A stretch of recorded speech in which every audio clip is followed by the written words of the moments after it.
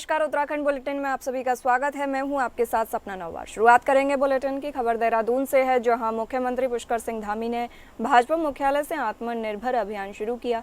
आत्मनिर्भर अभियान में पूर्व विधायक कुलदीप कुमार को संयोजक बनाया गया है। आत्मनिर्भर भारत के तहत राष्ट्रीय स्वदेशी संकल्प अभियान लेकर हर घर स्वदेशी अभियान की शुरुआत की। मुख्यमंत्री पुष्कर सिंह धामी ने आम जनता से अपील की, स्वदेशी को अपने जीवन में अपनाने का सभी संकल्प लें। दैनिक जीवन में प्रयोग आने वाले स्वदेशी सामान की सूची बनाएं और इसका प्रयोग करें।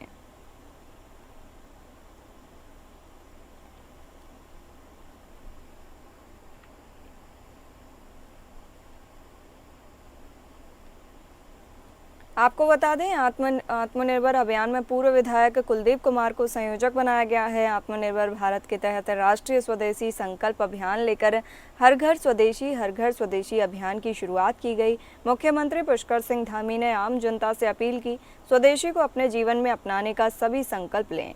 दैनिक जीवन में प्रयोग आने वाले स्वदेशी सामान की सूची बनाएं और इसका प्रयोग करें।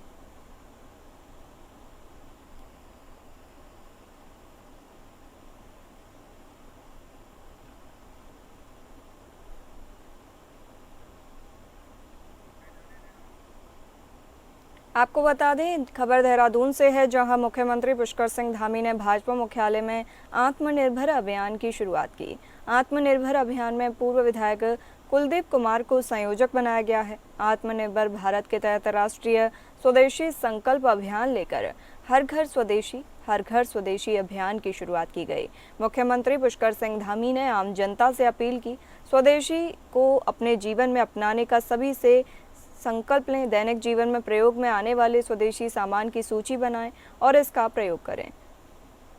बीजेपी सरकार का अभियान स्वदेशी अपना, लोगों से स्वदेशी चीजें अपनाने की अपील की गई है। स्वदेशी सामान की सूची का प्रयोग करने की अपील की गई है। सीएम धामी ने स्वदेशी अभियान शुरू किया है। बता दें,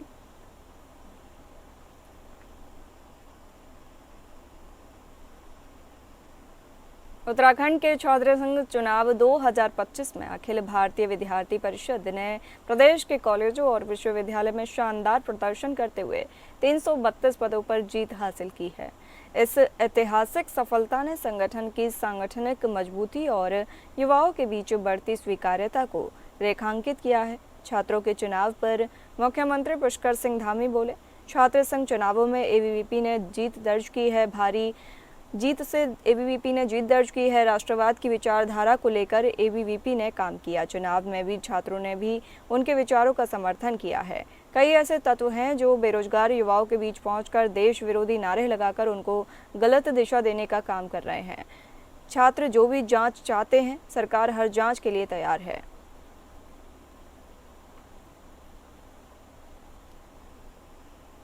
उत्तराखंड अधीनस्थ सेवा चयन आयोग पेपर लीक मामले में हरिद्वार से सांसद और पूर्व सीएम त्रिवेंद्र सिंह रावत ने सीबीआई जांच की मांग दोहराई है। रावत ने कहा कि सीएम पुष्कर सिंह धामी युवाओं की भावनाओं का सम्मान करते हैं और सम्मान करते हुए तुरंत सीबीआई जांच का आदेश दें। उनके इस बयान से राजनीतिक हलचल तेज हो गई है। वहीं कांग्रेस से प्रदेश उपाध्यक्ष सूर्यकांत धस्माना ने कहा कि त्रिवेंद्र सिंह रावत ने कांग्रेस की मांग को सही ठहराया है। कांग्रेस लगातार शुरू से ही सीबीआई और हाई कोर्ट के सिटिंग जज की निगरानी में जांच की मांग कर रही थी, जिसे अब भाजपा के वरिष्ठ नेता ने भी स्वीकार किया है।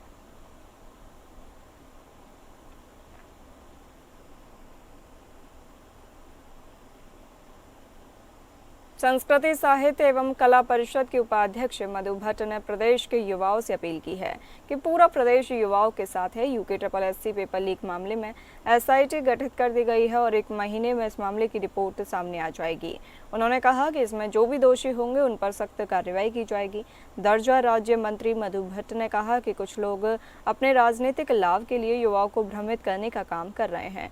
युवाओं को भी यह बात समझने की जरूरत है। उन्होंने कहा कि मुख्यमंत्री पुष्कर सिंह धामी के कार्यकाल में प्रदेश में सख्त नकल अध्यादेश लागू किया गया है और इसमें जो लोग भी दोषी होंगे उन पर सख्त कार्रवाई की जाएगी।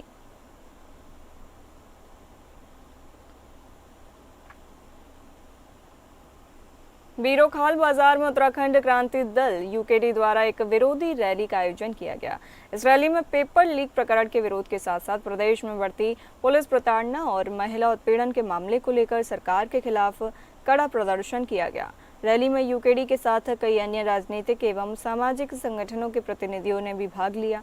आंदोलनकारियों ने सरकार से मांग की कि नकल और पेपर लीक प्रकरण को गंभीरता से लेते हुए परीक्षा रद्द की जाए और दोबारा आयोजित की जाए। साथ ही इस मामले की सीबीआई जांच करवाई जाए ताकि दोषियों पर कड़ी कार्रवाई हो सके। प्रदर्शनकारियों ने केशव थलवाल जैसे पुलिस प्रताड़ना के मामलों और बढ़ते महिला अपराधों को प्रदेश की गंभीर समस्या बताते हुए उत्तराखंड में राष्ट्रपति शासन लागू करने की मांग की। रैली के दौरान सभी प्रतिभागियों ने एकजुट होकर सरकार की नीतियों के खिलाफ नारेबाजी की और पारदर्शी व निष्पक्ष व्यवस्था की मांग रखी।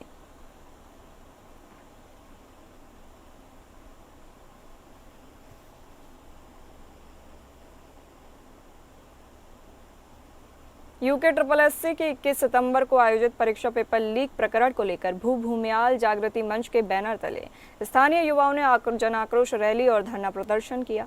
युवाओं ने नायब तहसीलदार के माध्यम से राज्यपाल को ज्ञापन सौंपा और ज्ञापन भेजते हुए मामले की सीबीआई जांच की मांग उठाई। हनुमान चौक से निकली रैली का नेतृत्व मंच के संयोजक देवेंद्र नौडियाल ने किया। युवाओं और स्थानीय नागरिकों ने परीक्षा रद्द करने, दोषियों को कठोर सजा देने और नई तिथि घोषित करने की मांग की। पूर्व छात्र संघ अध्यक्ष अंकित सजवाड़ ने कहा कि युवाओं के भविष्य के साथ खिलवाड़ करने वालों को बख्शा नहीं जाना चाहिए। कार्यक्रम में महिपाल सिंह नेगी, कांग्रेस शहर अध्यक्ष कुलदीप पवार, गंगा भगत नेगी, शक्ति जोशी, विजय गुंसोला, शांति प्रसाद भट्ट, आनंद सिंह बेलवाल, विजयपाल रावत सहित कई सामाजिक और राजनीतिक प्रतिनिधियों ने भाग लिया। वक्ताओं ने कहा कि सरकार नकल रोधी कानून का प्रचार तो करती है, लेकिन लगातार पेपर लीक की घटनाएं युवाओं के भविष्य पर प्रश्न चिन्ह लगा रही हैं।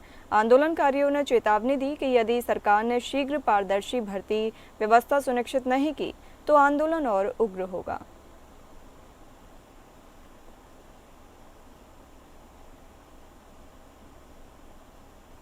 उत्तराखंड में मानसून सीजन में प्रदेश के विभिन्न हिस्सों में काफी नुकसान हुआ। प्रदेश सरकार ने सभी जिलों में नुकसान का आकलन कर रिपोर्ट केंद्र सरकार को भेजी है। केंद्र सरकार की भी टीम ने यहां आकर स्थिति का आकलन किया है। बद्रीनाथ विधानसभा से कांग्रेस के विधायक लखपत सिंह बुटोला ने कहा कि अकेले चमोली जिले में ही काफी नुकसान हुआ है, जबकि केंद्र सरकार से नुकसान की भरपाई के लिए काफी कम राहत राशि मिली है। उन्होंने आपदा और चारधाम यात्रा दोनों को लेकर कहा कि सरकार पूरी तरह से फेल रही है।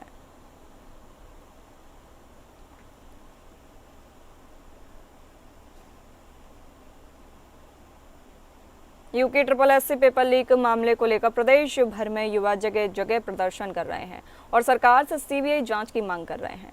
इसी बीच मुख्यमंत्री पुष्कर सिंह धामी ने हाल ही में बयान दिया कि सरकार इस प्रकरण और युवाओं को लेकर गंभीर है और अभी तक प्रदेश में पारदर्शिता के साथ 25,000 नौकरियां दी गई हैं। नकल विरोधी कानून भी लाया गया। इस बयान को लेकर अब कांग्रेस सरकार पर हमलावर है। कांग्रेस प्रदेश उपाध्यक्ष सूर्यकांत धस्माना का कहना है कि सरकार के दावे बिल्कुल फर्जी हैं।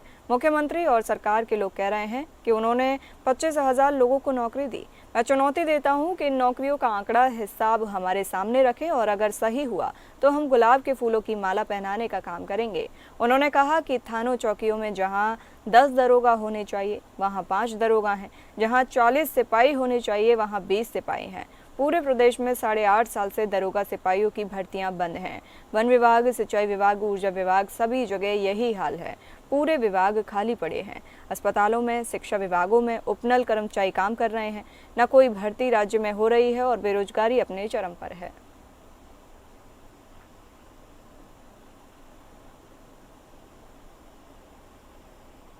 देहरादून के प्रेमनगर क्षेत्र में लोगों की परेशानी थमने का नाम नहीं ले रही है। नंद की चौकी का मुख्य पुल कुछ दिन पहले ही टूटकर बंद हो गया था, जिसके बाद प्रशासन ने अस्थायी पुल का इंतजाम किया, लेकिन अब वह वैकल्पिक पुल भी जोगी टूट गया है।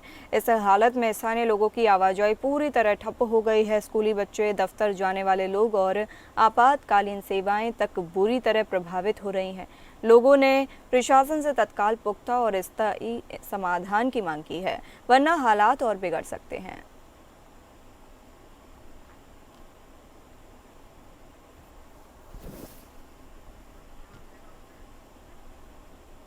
देहरादून के प्रेमनगर क्षेत्र में लोगों की परेशानी थमने का नाम नहीं ले रही है। नंद की चौकी का मुख्य पुल कुछ दिन पहले ही टूटकर बंद हो गया था। जिसके बाद प्रशासन ने अस्थायी पुल का इंतजाम किया, लेकिन अब वह वैकल्पिक पुल भी टूट गया है। इस हालात में स्थानीय लोगों की आवाजाही पूरी तरह से ठप हो गई है। स्कूली बच्चे, दफ्तर जाने वाले लोग और आपातकालीन सेवाएं तक बुरी तरह प्रभावित हो रही हैं।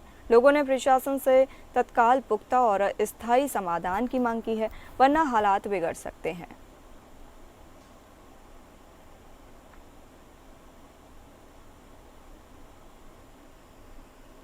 रुद्रपुर कॉलेज के बाहर खुलेआम फायरिंग करने वाला गैंगस्टर गगन रतनपुरिया पुलिस मुठभेड़ में घायल हो गया। पुलिस ने उसे गिरफ्तार कर अस्पताल में भर्ती कराया है। एसएसपी ने देर रात अस्पताल पहुंचकर आरोपी से बातचीत की। एसएसपी मणिकांत मिश्रा ने बताया कि 24 सितंबर को रुद्रपुर कॉलेज में नामांकन की प्रक्रिया चल रही थी। इसी बीच छात्र संघ अध्यक्ष पद के दोनों दावेदारों के समर्थक आमने सामने आ गए। हंगामा बढ़ने पर दरऊ निवासी गैंगस्टर गगन रतनपुरिया ने तमंचे से हवाई फायर झोंक दिया, जिससे कॉलेज में अफरा तफरी का माहौल रहा। उन्होंने बताया कि इस मामले में 25 सितंबर को 15 आरोपियों पर मुकदमा दर्ज किया गया था। 3 आरोपियों को शुक्रवार को गिरफ्तार कर जेल भेज दिया, बाकी की तलाश भी की जा रही है। खबर जनपद उधम सिंह नगर के तराई पश्चिम वन प्रभाग से है, जहां वन विभाग की अंतर्राज्यीय गश्त की गई, जिसमें उत्तर प्रदेश के वनाधिकारी और कॉर्बेट पार्क समेत तराई डिवीजन के वनाधिकारी मौजूद रहे। वहीं कॉर्बेट की ढेला रेंज से अंतर्राज्यीय गश्त शुरू होकर गुल्लर घट्टी, अमानगढ़ रेंज, फाटो रेंज, पतराम रेंज होकर जसपुर पहुंचकर खत्म हुई। गश्त में जंगल में वन गुर्जरों से और जंगल से सटे आबादी वाले इलाकों में स्थानीय लोगों से बातचीत की गई और वन्य जीवों पर अपराध पर रोकथाम के लिए लोगों को जागरूक भी किया गया। वहीं डीएफओ बिजनौर अभिनव कुमार ने बताया कि उत्तर प्रदेश लैंसडाउन कॉर्बेट और उत्तराखंड के सभी डीएफओ की मीटिंग हुई, जहां पर सभी अधिकारियों ने निर्णय लिया कि यहां पर जो भी वन्य जीव अपराध हैं उन पर अंकुश लगाया जा सके और प्रभावी कार्यवाही की जा सके। इन सभी बातों को लेकर एक प्लानिंग की गई कि दोनों राज्य के अधिकारी और सभी स्टाफ रेगुलर गश्त करें और जो भी सूचना आएगी उस पर आपस में वार्तालाप कर कार्यवाही की जाएगी, ताकि वन अपराध पर अंकुश लगाया जा सके। साथ ही वन गुर्जरों को हिदायत दी गई है कि किसी भी प्रकार के वन्य जीव अपराध में वो सम्मिलित ना हो और अगर उनके पास कोई सूचना हो तो तुरंत वन विभाग को बताएं, ताकि कार्यवाही हो सके।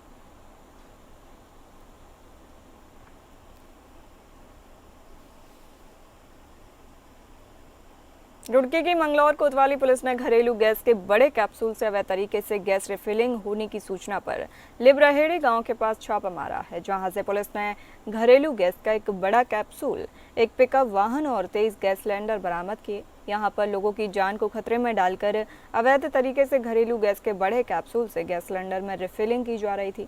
बता दें कि पुलिस को सूचना मिली कि लिबरहेड़ी गांव के पास घरेलू गैस के एक बड़े कैप्सूल से अवैध तरीके से गैस सिलेंडर में रिफिलिंग की जा रही है।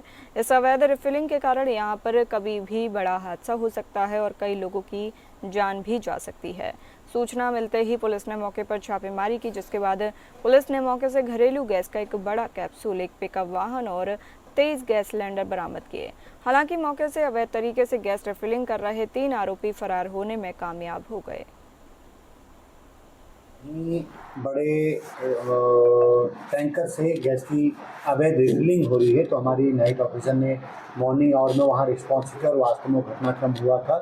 तो जिला पूर्ति अधिकारी या उनके डिपार्टमेंट से बुला करके लोगों को उसमें आगे लीगल कार्रवाई की गई। 23-24 सिलेंडर फर्जी पकड़े गए, तो उसमें आगे मुकदमा दर्ज किया जाएगा। थाना मंगलौर। कितना गंभीर मानते हैं इस तरह से? गंभीर गलत है। अगर कोई इस टाइप से, क्योंकि ये आम जन की जेब में चोट पड़ रही है और गलत है, इसके खिलाफ इसमें सख्त कार्रवाई होनी चाहिए और हम इसमें करेंगे। देहरादून में 2 पक्षों के झगड़े में एक युवक की हत्या कर दी गई। बताया जा रहा है कि दोनों युवकों के बीच किसी बात को लेकर विवाद चल रहा था। युवक के घर पहुंचकर आरोपियों ने बाहर बुलाकर युवक पर चाकू से हमला किया, जिसमें युवक बुरी तरह घायल हो गया। परिजन घायल युवक को तुरंत अस्पताल लेकर गए, जहां पर डॉक्टरों ने उसे मृत घोषित कर दिया।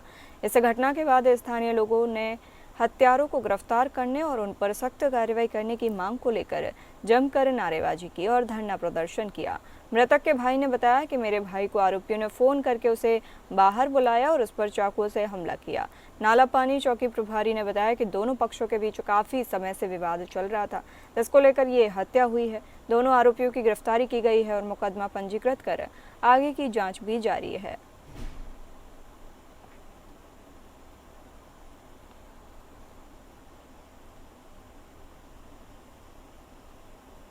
वरिष्ठ पुलिस अधीक्षक मणिकांत मिश्रा के सख्त रुख और त्वरित कार्यवाही के तहत छात्र संघ नामांकन फायरिंग कांड का खुलासा करते हुए पुलिस ने 3 शातिर अपराधियों को गिरफ्तार कर बड़ी सफलता हासिल की है। 24 सितंबर को रुद्रपुर डिग्री कॉलेज गेट पर छात्र संघ अध्यक्ष पद के नामांकन के दौरान 2 गुटों में भिड़ंत के बाद फायरिंग और गाली गलौज हुई थी। आरोपी मौके से फरार हो गए थे, जिस पर थाना रुद्रपुर में मुकदमा दर्ज हुआ। पुलिस ने सीसीटीवी फुटेज, गवाहों और मुखबिरों की सूचना के आधार पर कार्रवाई करते हुए ब्लॉक रोड और किच्छा रोड से 3 आरोपियों को दबोचा। गिरफ्तार अपराधियों में रघुवीर सिंह, दानिश और गुरप्रीत सिंह शामिल हैं। दानिश से एक अवैध तमंचा भी बरामद किया गया है। तीनों के खिलाफ पूर्व में हत्या, गैंगस्टर एक्ट और फायरिंग जैसी कई संगीन धाराओं में मुकदमे दर्ज हैं। रुद्रपुर डिग्री कॉलेज गेट पर छात्रसंघ चुनाव में नामांकन के दौरान 2 पक्षों के बीच विवाद हुआ, जिसमें मारपीट और फायरिंग की घटना सामने आई। घटना की गंभीरता को देखते हुए कोतवाली रुद्रपुर में संबंधित धाराओं में अपराध पंजीकृत किया गया। साथ ही पुलिस टीम द्वारा अभियुक्तों की गिरफ्तारी हेतु त्वरित कार्रवाई की गई, जिसके फलस्वरूप फायरिंग की घटना में शामिल 3 शातिर अभियुक्त दानिश, रघुवीर और गुरप्रीत सिंह को गिरफ्तार किया गया। दानिश के पास से एक अवैध तमंचा भी बरामद हुआ है। घटना में शामिल अन्य अभियुक्तों की तलाश जारी है और बहुत जल्द ही इन्हें गिरफ्तार किया जाएगा। आज इन तीनों अभियुक्तों को न्यायालय के समक्ष प्रस्तुत किया जा रहा है। मैं स्पष्ट करना चाहता हूं कि अपराधियों और अराजक तत्वों को बिल्कुल भी बख्शा नहीं जाएगा। एशिया कप में भारत की जीत पर देहरादून में क्रिकेट प्रेमियों ने जमकर जश्न मनाया। भारत ने पाकिस्तान को 5 विकेट से हराकर ट्रॉफी अपने नाम की है। इस टूर्नामेंट में लगातार तीसरी बार भारत ने पाकिस्तान को हराया। भारत की इस जीत पर हर तरफ जश्न का माहौल है। भारत के मैच जीतते ही देहरादून में क्रिकेट प्रेमी सड़क पर निकल पड़े और जमकर आतिशबाजी की। घंटा घर पर सैकड़ों की संख्या में लोगों ने भारत माता की जय के नारे लगाए। उत्तराखंड के मुख्यमंत्री पुष्कर सिंह धामी ने भी भारतीय क्रिकेट टीम को बधाई दी। फिलहाल इस बुलेटिन में इतना ही। नमस्कार।